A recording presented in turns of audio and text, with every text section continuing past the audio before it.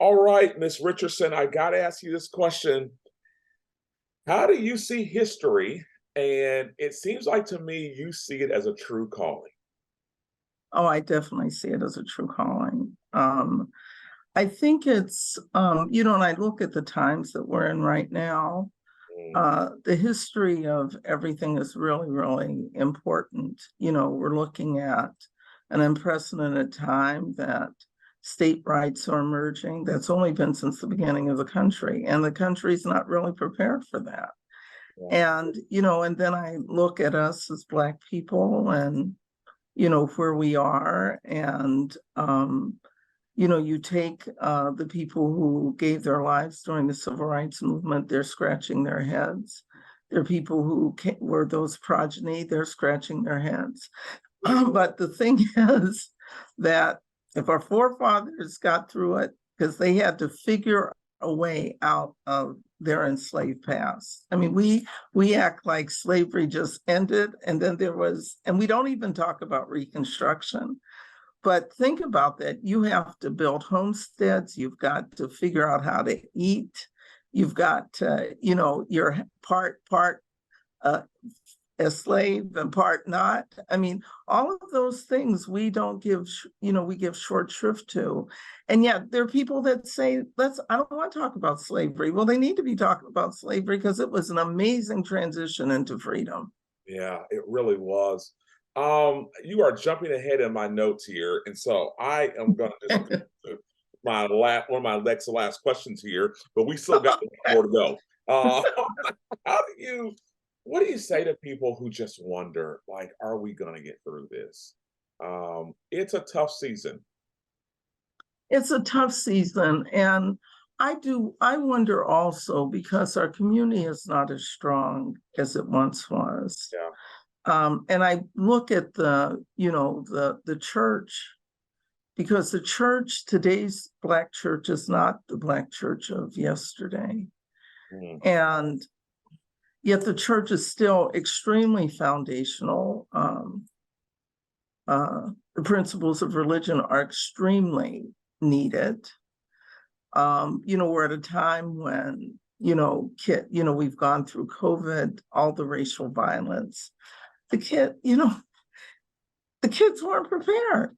The parents weren't prepared. no, I feel like we woke I up. mean, we need some of that old like mother wit. I mean, all the things that we were told that took us through. Those enslaved ancestors were something. Now they didn't want to talk about slavery, but they sure left us some mother wit to Yeah, live with.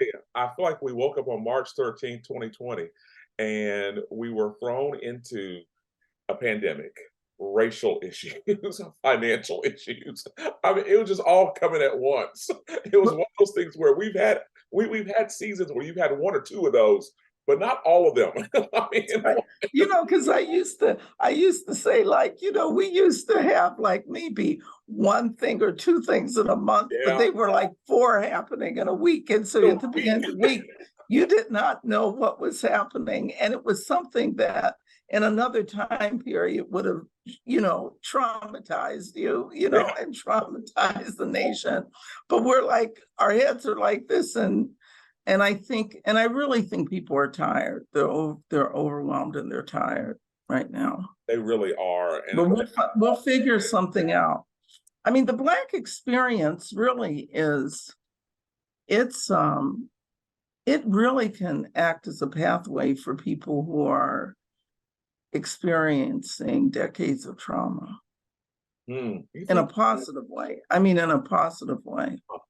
you think so? Mhm, Wow. mhm.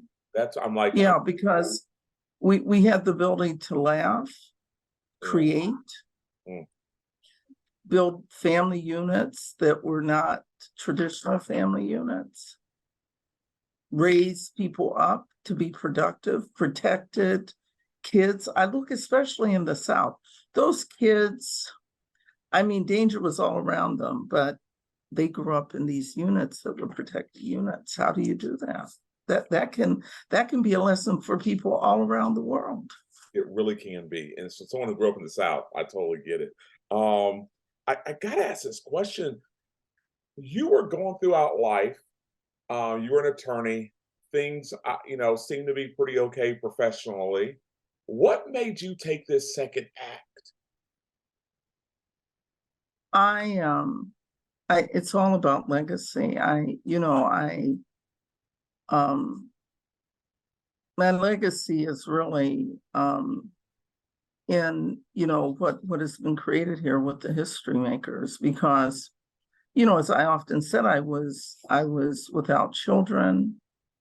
You want your life to stand for something. Some people have that in their children. Yeah.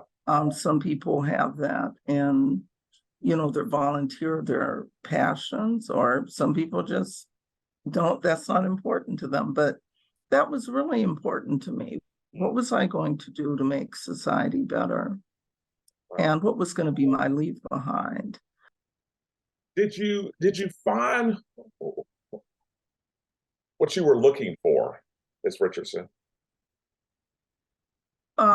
It was, I found, oh my God, I found what I was looking for and so much more. I'm just, if I died tomorrow, I will feel tremendously fulfilled. I found, the project is so intellectually stimulating. I Yeah. mean, with problems, like you're like, okay, that's interesting. Like it's been like the whole thing, I was building this to mainstream it. And I wanted to definitely impact our community. But then I thought it was hard. Like, you have Black parents telling the kids don't study Black studies, and then the largest group studying Black studies are young white people. Yeah. So I wanted to mainstream it, but then I found there was this other agenda happening. There's so many, and then the richness of the stories, like I see the Black community and, Technicolor, Wow. it's so beautiful and bright and contextual and rich. Mm. And the things that we don't know about ourselves, the intersections. Like I often wonder, like now I'm looking at what communities raised up these people, and their progeny, that are the people that we're actually interviewing, but they come out of these communities, some that we don't even know the names. Like there's Waycross, Georgia, where that's Ossie Davis, but people know Ossie Davis, but they don't know that his brother was this brilliant chemist. Mm. Yeah, I think. And so I'm sorry. I just it's just the richness there. And then on the other hand, there is almost no documentation of the 20th century. That was surprising to me. Yeah, it's surprising to me too. By the way, I gotta ask you this question: Who has surprised you the most?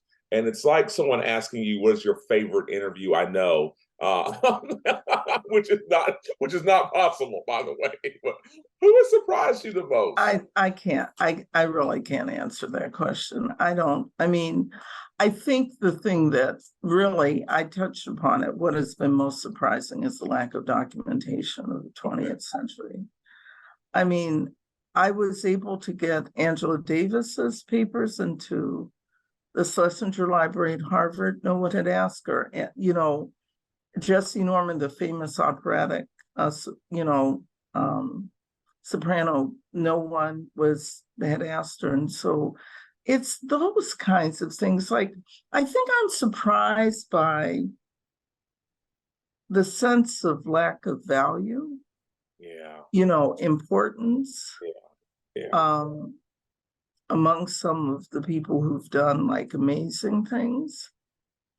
I think sometimes I'm surprised by that, but I mean, there's so much richness around that, like, let me put it this way. In the days we live in, I go down into the archives. Like I'm surrounded by these wonderful stories. So I don't need to like do anything. I look up at the world and I go, okay, and I go back into the archives, and I'm surrounded by richness, and I want everyone to be surrounded by this richness. Wow. Let's play a game here. If you could go back and interview anyone who is no longer with us, who would it be? Who's in mind? I don't like mentioning names that everyone knows. I mean,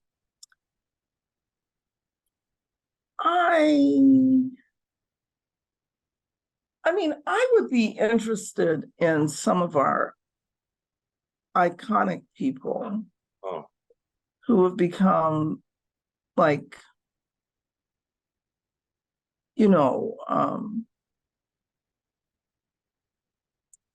I would say fictionalized, because, we don't really know enough.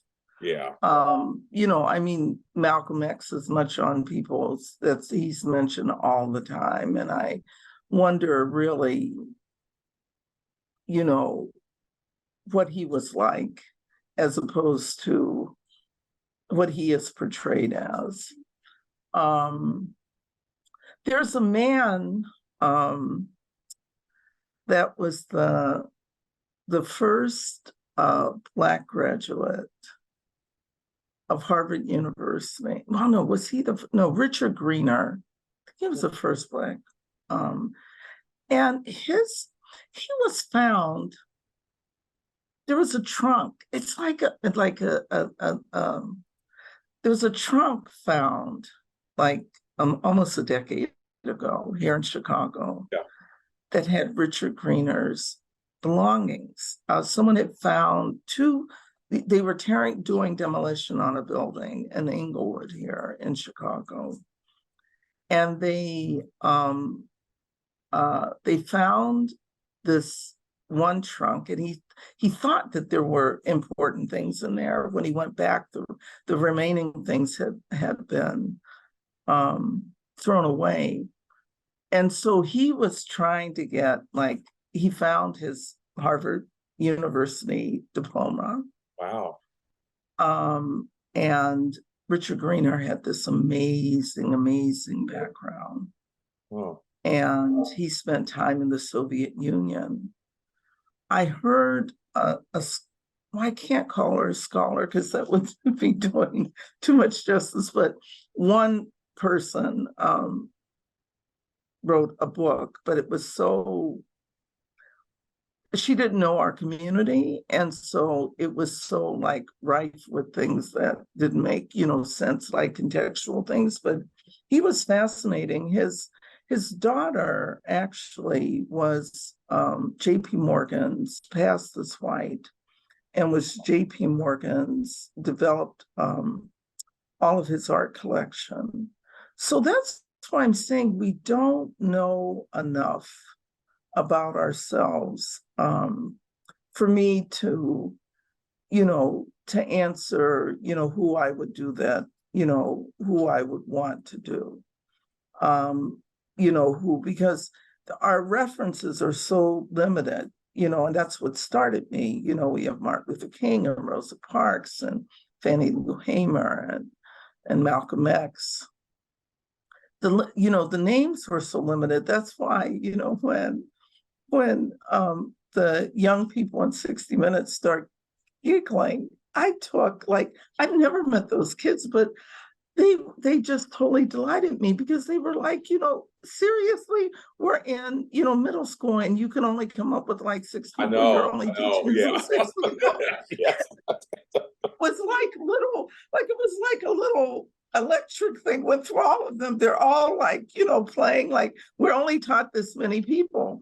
So that's hard for me, to answer, because, it calls for someone whose name who we know. And I don't want to talk about the people we know, because that was the purpose. But I would, I've often, because, now they're finding footage of the killing. Someone just came forward and said he was there, and maybe the police were involved. There's that kind of thing that's coming to the fore.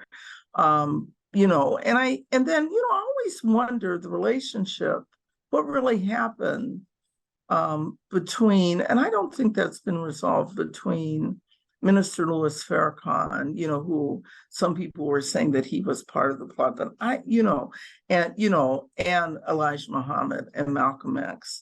But I just think that, why should I do that? And answering your question, which I'm not doing a good job of, why should I do that when,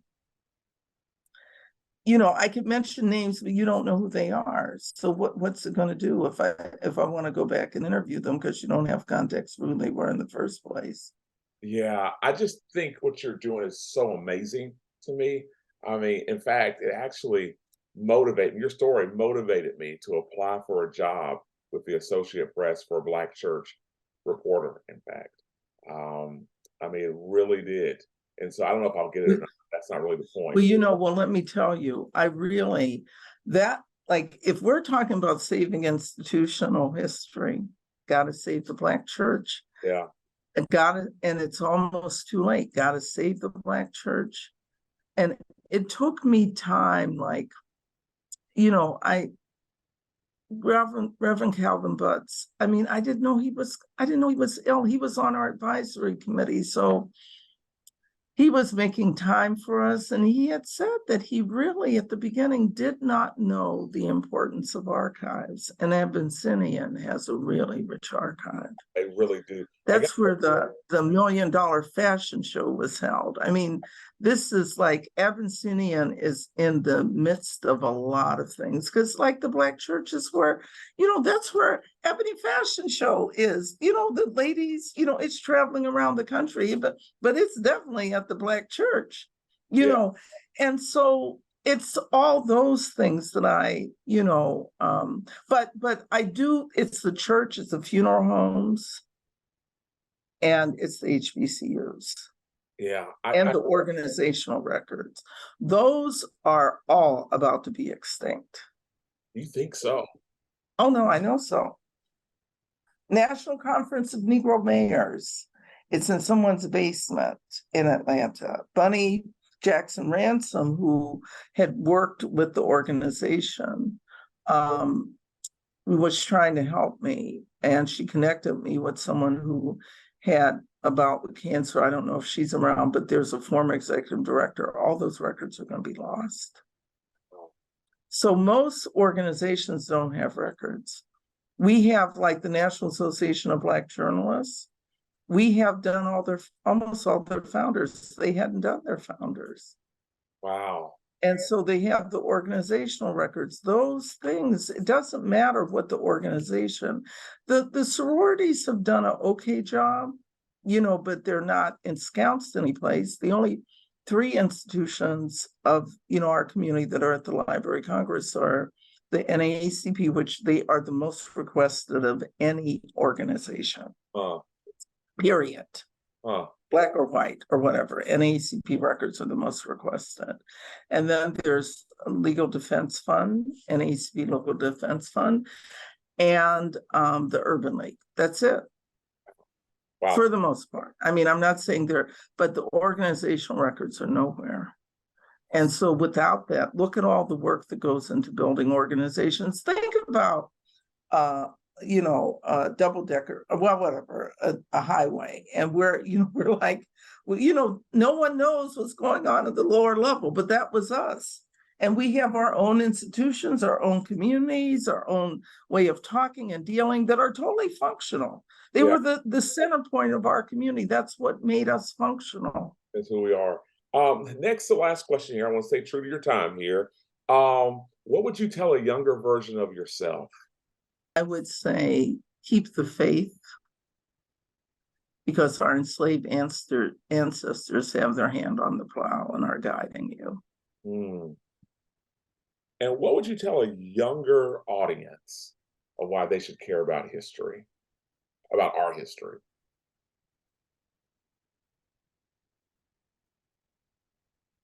I would say that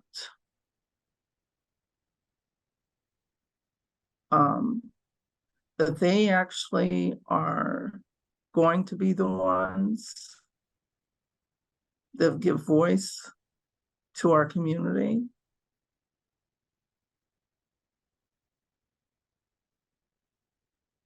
They're going to be the ones who will be able to give voice to our community with all their talents and with technology.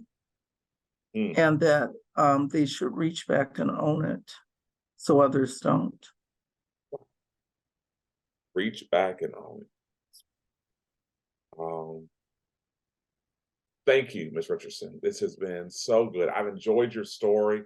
I feel like I've stalked you. There are so many people who you've interviewed that I hate that I'm just getting involved into it now. Probably a year from now, I'll probably be calling you back going, hey, what about this person? What about that person?